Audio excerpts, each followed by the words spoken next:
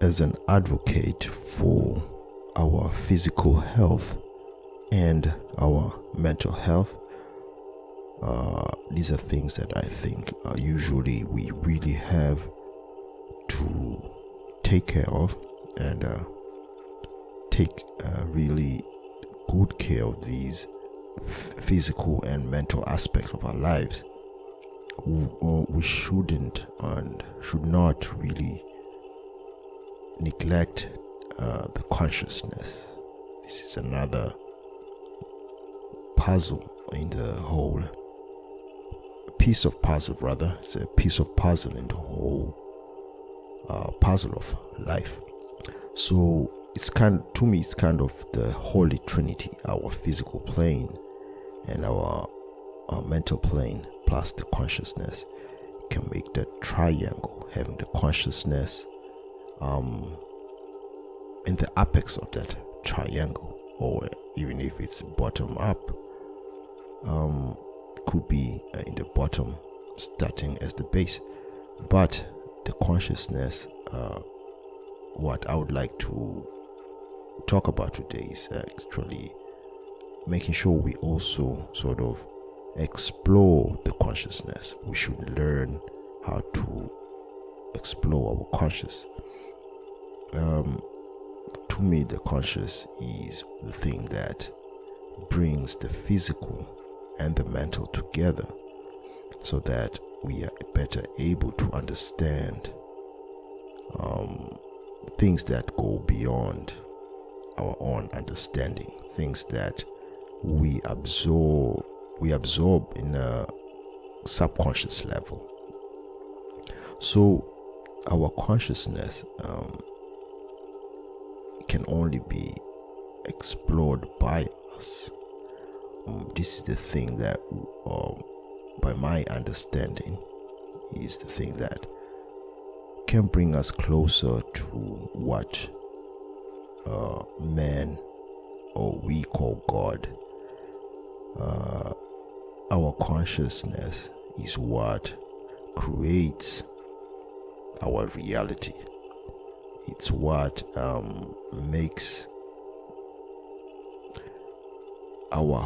creates the being in us. Just to differentiate a bit, in the physical plane, it's where we find the tangibles, the things that we actually want in the physical plane. This is where we get it. This is where we create. This is where this is the plane that, or the place that the seeds that are put into our conscious, or into our minds, this is where they are manifested. This is where we actually are able to see these things. And then in our mental plane, this is where we actually place and construct the world, right? This is where we are able to create things and see things before we can put them into the physical plane. Like I usually say, creating the world around us, it all starts in the mind. It all starts in the mental part of ourselves, right? Before we can create it in the physical. As men, we were meant to create, right? Even as we procreate, we are actually creating. Obviously, that should be an obvious thing. However, where do we get that idea of creation? Where do we get the creating part? And this is why it's very important to explore our consciousness, so we know what are the things we want to create in this world, the things we want to see, the life that we want to see, coming from the conscious part, and then goes through the mental, and then can be seen in the physical. And it becomes important that we are able to take really good care of the conscious so that these ideas can come to life.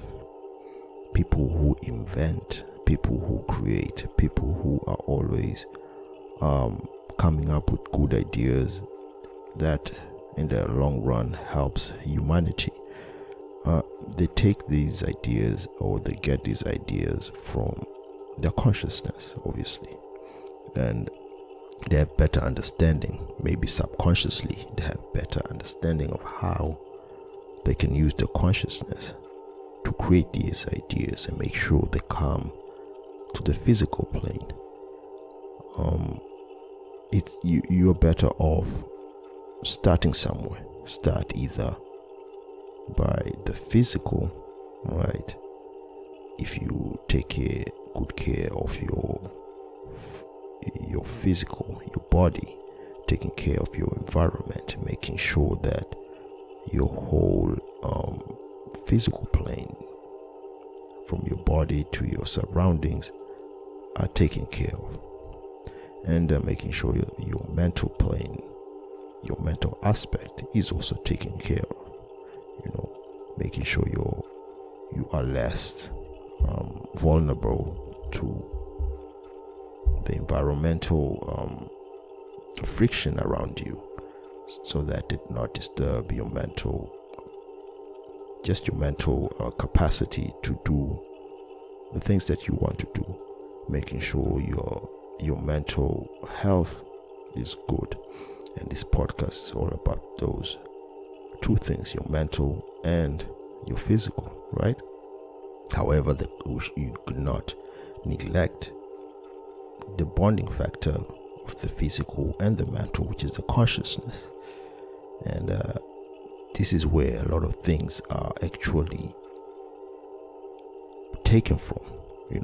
We take the unknown, the abstract, from their consciousness.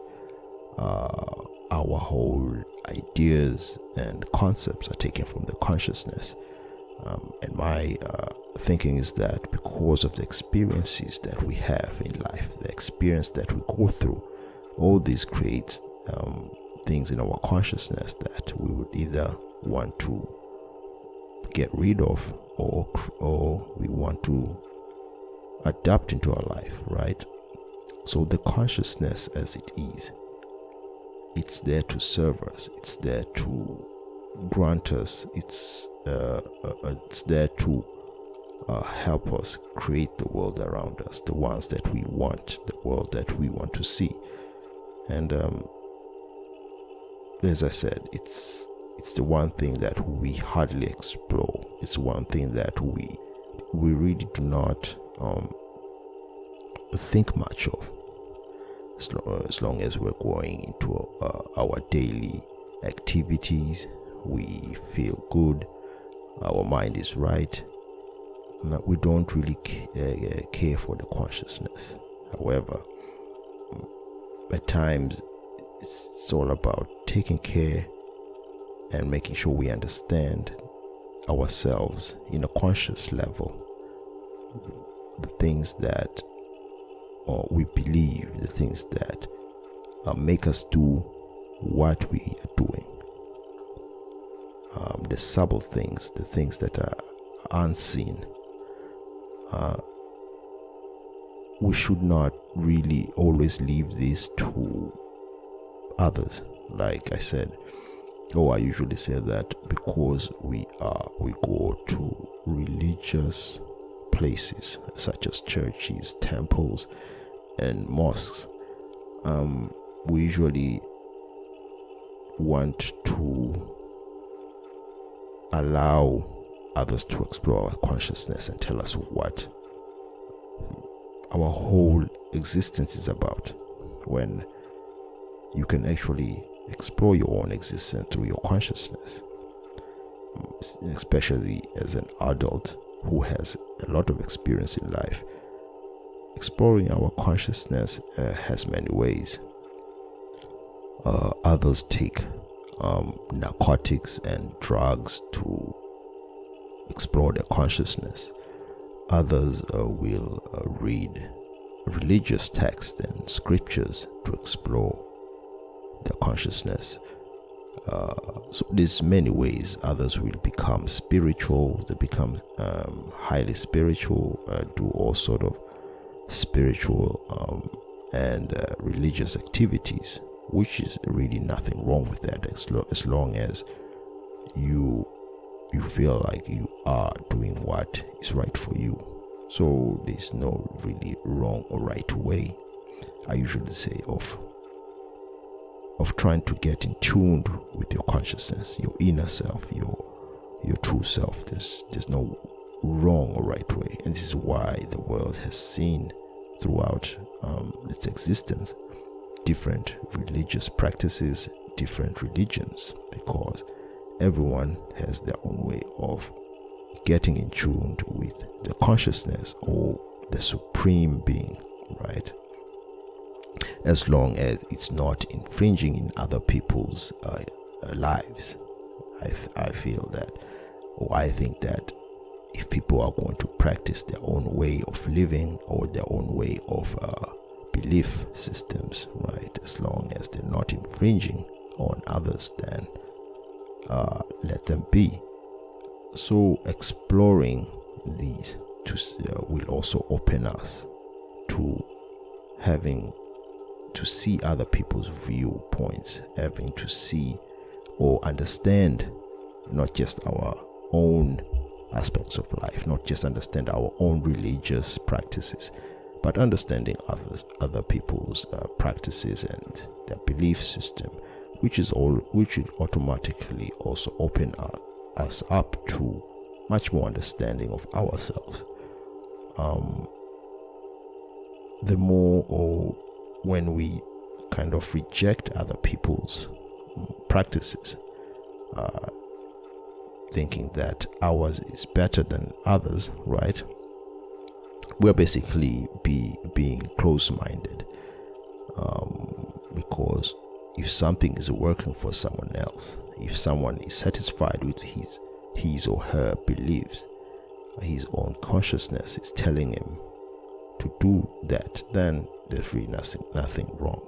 And just because you feel superior, or just because you think you are superior to others, doesn't mean you're right. You see, so exploring our consciousness basically means that we should come to an understanding of not just us, an understanding of others.